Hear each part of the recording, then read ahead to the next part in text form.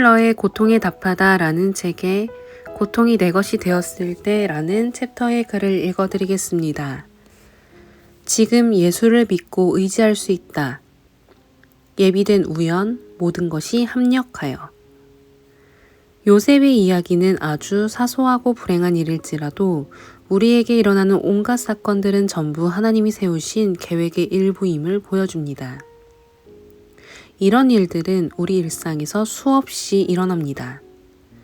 단지 우리가 제대로 이해하고 있지 못할 뿐입니다. 이처럼 하나님이 그분을 사랑하는 이들에게 있는 모든 일이 합력하여 선을 이루도록 역사하신다는 것을 조금이라도 감지할 줄 아는 사람들은 정말 드뭅니다.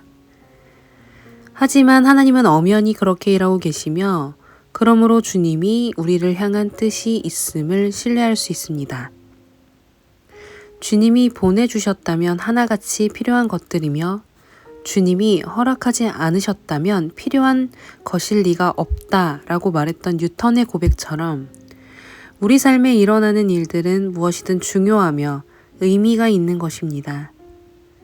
그것이 설령 고통스럽다고 할지라도 어떤 식으로든 꼭 필요한 요소임에 틀림없습니다. 하나님은 우리와 다르게 완전하시기 때문입니다. 오늘 우리가 함께 나눌 말씀은 누가복음 2장 21절에서 33절 말씀입니다. 할례할 8일이 되매 그 이름을 예수라 하니 곧 잉태하기 전에 천사가 일컬은 바로라. 모세의 법대로 정결 예식의 날이 차매 아기를 데리고 예루살렘에 올라가니 이는 주의 율법에 쓴 바 첫 해 처음 난 남자마다 주의 거룩한 자라 하리라 한 대로 아기를 주께 드리고 또 주의 율법에 말씀하신 대로 산 비둘기 한 쌍이나 혹은 어린 집 비둘기 둘로 제사하려 함이더라. 예루살렘에 시므온이라 하는 사람이 있으니 이 사람은 의롭고 경건하여 이스라엘의 위로를 기다리는 자라. 성령이 그 위에 계시더라. 그가 주의 그리스도를 보기 전에는 죽지 아니하리라 하는 성령의 지시를 받았더니 성령의 감동으로 성전에 들어가매 마침 부모가 율법의 관례대로 행하고자 하여 그 아기 예수를 데리고 오는지라. 시므온이 아기를 안고 하나님을 찬송하여 이르되 주제여 이제는 말씀하신 대로 종을 편안히 놓아주시는도다. 내 눈이 주의 구원을 보았사오니 이는 만민 앞에 예비하신 것이요 이방을 비추는 빛이요 주의 백성 이스라엘의 영광이니이다 하니 그의 부모가 그에 대한 말들을 놀랍게 여기더라. 아멘. 반갑습니다. 오늘 누가복음 2장 21절부터 33절까지를 중심으로 신앙이라는 제목의 말씀을 함께 나누겠습니다. 어제 말씀에서 우리가 묵상한 내용은 하나님이 좋으신 하나님이라는 사실이었습니다. 우리는 예수님을 믿을 때 너무 많은 것을 빼앗기고 잃어버리게 될 거라고 두려워합니다.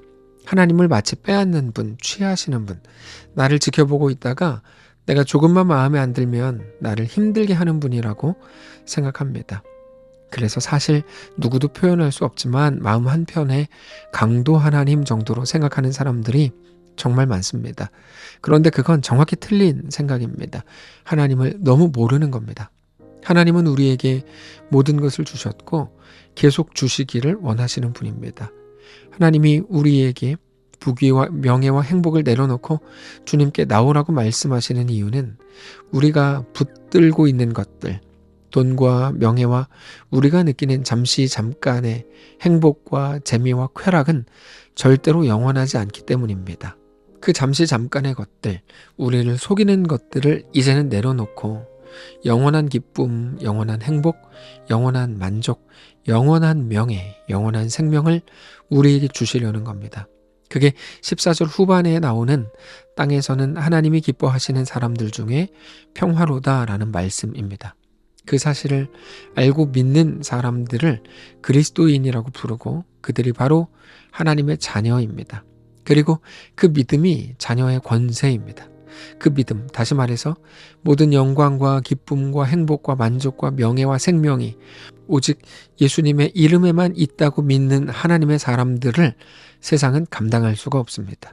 그리고 그 회복, 하나님의 사람이 하나님의 사람으로 되는 그 회복이 우리 하나님께 영광의 이유라고 말씀하십니다.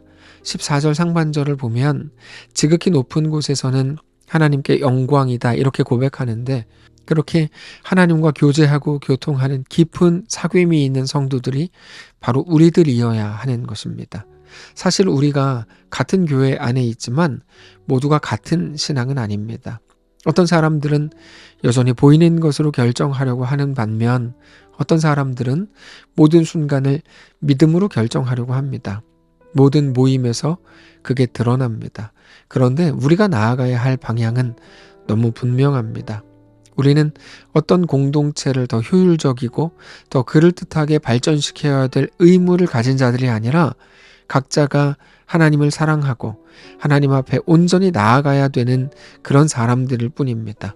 온전한 하나님의 백성으로서의 회복이 오늘 우리에게 주어진 사명입니다. 그리고 또 하나 나누었던 것은 예배 후의 적막함에 관한 것이었는데, 혹시 내가 꿈꾼 건가? 신앙이 정말 현실성이 있는 게 맞나? 보이지도 않는 하나님 때문에 내가 너무 오버한 거 아닌가라는 생각이 우리는 예배 후에 들 수 있습니다. 예배 때는 감격하고 감동했지만 하나님의 은혜를 깊이 누린 것 같았지만 예배가 끝나고 돌아가 보니 예배 전과 하나도 다르지 않은 나의 정황을 바라볼 때 우리는 깜짝 놀라는 것이죠. 그러나 그것은 사실이 아닙니다. 천사들이 하나님을 찬양하고 나서 하늘로 올라갔을 때 목자들은 그 후에 어떻게 합니까? 누구보다도 깊은 적막감에 사로잡혀 있을 줄 알았던 그들이 오히려 베들레헴으로 달려가서 보고 들은 것을 자기의 삶에서 직접 확인합니다. 그리고 마리아에게 전하죠. 그러면 마리아는 그 말씀을 또 기억하고 생각하더라는 겁니다. 그러고 보면 사실 누가복음의 시작이 그랬습니다. 이루어진 일, 성취된 일에 대해서 보고 들은 것을 말하지 않을 수 없는 것으로 시작했죠. 오늘 우리의 삶이 마찬가지입니다. 우리의 일상은 신앙의 승부가 나는 곳입니다. 신앙을 할 가장 정확한 장소입니다. 우리는 거기에서 신앙하는 겁니다. 여러분, 교회에서 신앙하는 게 아닙니다. 우리의 각자 일상에서 하는 겁니다. 우리의 모든 일상, 학교와 직장과 가정과 관계와 이 모든 것들, 특별히 먹고 사는 모든 현실적인 부분에서까지 복음이 들어갈 수 없는 부분은 없습니다. 복음이 역사하지 못할 곳은 없습니다. 예수 그리스도를 의지하면서 우리의 일상에서 늘 하나님의 살아계심을 확인하고 하나님을 깊이 사랑하는 성도들이 되시기를 원합니다. 그리고 나서 오늘 본문으로 들어가는데, 이미 천사를 통해 증거된 대로 예수님께서 태어나셨고 율법을 따라 정결의식을 행하기 위해서 예루살렘으로 가셨습니다. 거기에서 번제와 속죄제를 드리는 겁니다. 보통 번제는 양으로 드리고 속죄제는 비둘기로 드리지만 가난한 경우에 번제를 양 대신 비둘기로 드릴 수 있었습니다. 요셉과 마리아는 가난했기 때문에 비둘기로 제사를 했습니다. 중요한 건 예수님은 하나님의 아들이셨지만 율법의 명령을 따르셨다는 사실입니다. 우리는 많은 경우에 올바른 목적이기 때문에, 그럴듯한 명분을 가졌기 때문에 과정은 무시해도 된다라고 생각할 때가 많습니다. 그것을 특권의식이라고 부르는데, 우리가 어떤 것을 가졌고 어떤 직분자이고 어떤 헌신과 어떤 역사를 가졌다고 해도 하나님의 말씀 앞에 모두가 겸손하게 엎드려서 말씀의 인도를 따라야 한다는 사실을 우리는 기억해야 합니다. 예수님이 아기이셨을 때부터 항상 하나님의 말씀에 순종하는 삶을 사셨습니다. 그것에 대해서 이렇게 소개하십니다. 요한복음 5장 19절입니다. 그러므로 예수께서 그들에게 이르시되 내가 진실로 진실로 너희에게 이르노니 아들이 아버지께서 하시는 일을 보지 않고는 아무것도 스스로 할 수 없나니 아버지께서 행하시는 그것을 아들도 그와 같이 행하느니라. 사랑하는 성도 여러분, 오늘 하나님의 음성에 귀를 기울이셔야 하는 이유가 여기 있습니다. 하나님이 나에게 무엇을 말씀하시는지, 우리로 무엇을 듣기를 요구하시는지, 우리가 어떻게 말하고 어떻게 결정하고 어떻게 우리의 삶을 주님께 내어드리기를 원하시는지에 대해서 진리의 영이신 성령께서 우리 가운데 말씀하십니다. 기도하고 묵상하는 가운데, 말씀을 깊이 생각하는 가운데 우리 일상 속에서 만나는 사건들과 사람들과의 대화를 통해 성령님께서 매 순간 가르쳐 주실 겁니다. 우리의 지혜와 우리의 옳음이 아니라 하나님의 말씀을 따르는 것으로 하나님께 속하게 되는 성도들이 되시기를 원합니다. 사실상 기독교회의 능력은 그때 거기서 나오는 겁니다. 어떤 사람들이 말하는 것처럼 단지 어려움을 피하거나 더 쉽고 편한 길로 가는 게 영적 파워가 아닙니다. 주와 함께 어디라도 가는 게 영적 능력입니다. 고통에 직면하는 것일 수도 있겠죠. 사람들이 말리는 길일지도 모릅니다. 그러나 믿음으로 주와 함께 가기로 하는 겁니다. 그럼에도 걱정할 필요가 없습니다. 그건 우리를 가장 존귀하게 하고 가장 영광스럽게 하고 세상이 주지 못하는 영원한 만족을 주시는 가장 명예로운 길이라는 사실 때문입니다. 그래서 그리스도인으로 사는 게 우리 생의 가장 명예로운 길입니다. 그 사실을 잘 보여주는 사건이 오늘 본문에 소개됩니다. 예루살렘 사람 시몬 이야기입니다. 시몬에 대해서 의롭고 경건하고 이스라엘의 위로를 기다리는 자라고 소개하죠. 그런 시므온은 성령께서 지시하는 사람이었답니다. 자, 성령께서 지시하는 사람이었다는 말은 그가 하나님의 지시를 받았다. 하나님의 말씀을 따라 살았다는 말입니다. 그가 받은 성령의 지시에 대해서 28절 이하에 이렇게 소개합니다. 시므온이 아기를 안고 하나님을 찬송하여 이르되 주제여 이제는 말씀하신 대로 종을 평안히 놓아주시는도다. 내 눈이 주의 구원을 보았사오니 이는 만민 앞에 예비하시는 것이요 이방을 비추는 빛이요 주의 백성 이스라엘의 영광이니이다.